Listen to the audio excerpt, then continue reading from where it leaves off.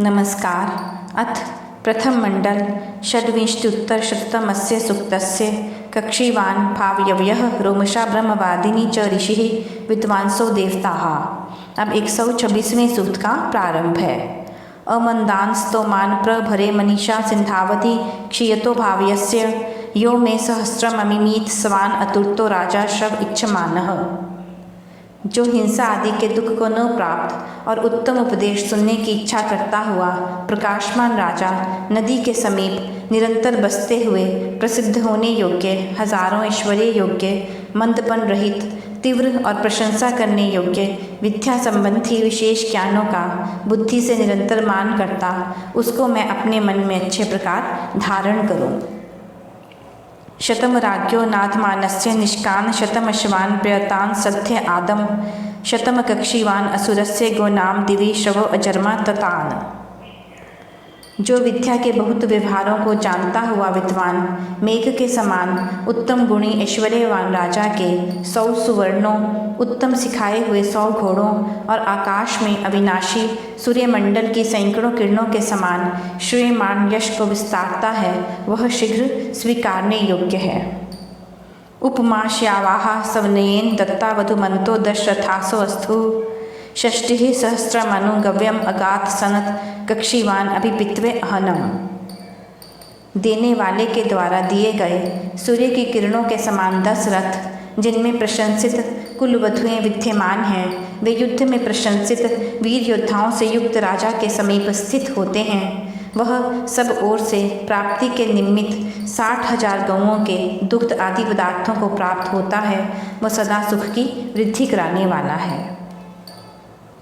चत्वारिंशत् दशरथस्य शोणाः सहस्राग्रे श्रेणीं यन्ति मदच्युतः कृष्णावतौ अत्यकान् चक्षीवन्त उदम ऋक्षन्त वज्राः।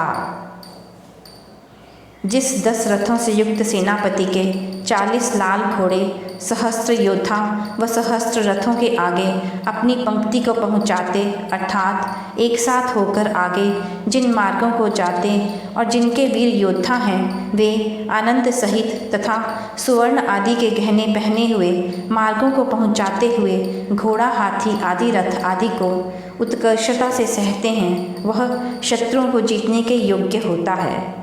आनंद देने वाले 10 साधनों का स्वामी आत्मा है।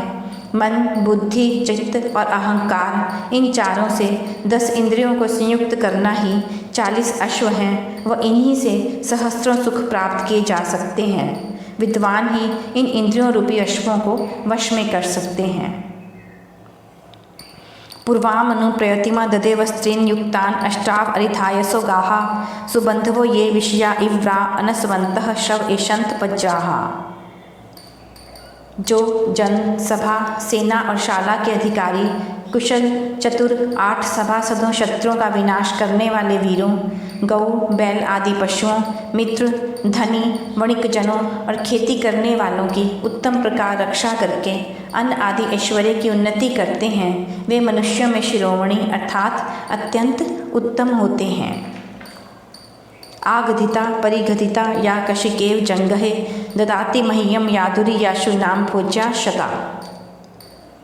प्रयत्नशीलों को उन्नति के मार्ग में प्रेरित करने वाली नीति उत्तम प्रकार से प्रयुक्त होकर उत्तम गुणों से युक्त होकर संग्राम को धारण करने में समर्थ होती है तथा शत्रुओं को चाबुक के समान दंड देने में भी समर्थ होती है। उसके समान जो उत्तम यत्न वाली नीति भोगने योग्य सैकड़ों वस्तु मुझे देती है, वह सबको स्वीकारने योग्य है। उपोप में परामृश माँ में दभ्राणी मन्यथाः सर्वाहम अस्मि रोमशा गंधारीणाम इव अविका। हे पति, जो मैं पृथ्वी के राज्य धारण करने वालियों में रक्षा करने वाली होती हुई प्रशंसित रोमों वाली सब प्रकार से हूँ, उस मेरे गुणों को विचार से न्यून न मानो। पुरुष जहाँ तक संभव हो वहाँ तक गृह कार्यों में पत्नी का परामर्श अवश्य ले व उसके विषय में क्षुद्र विचार न रखे। यह 126वां सूक्त व 18वां अनुवाक समाप्त हुआ।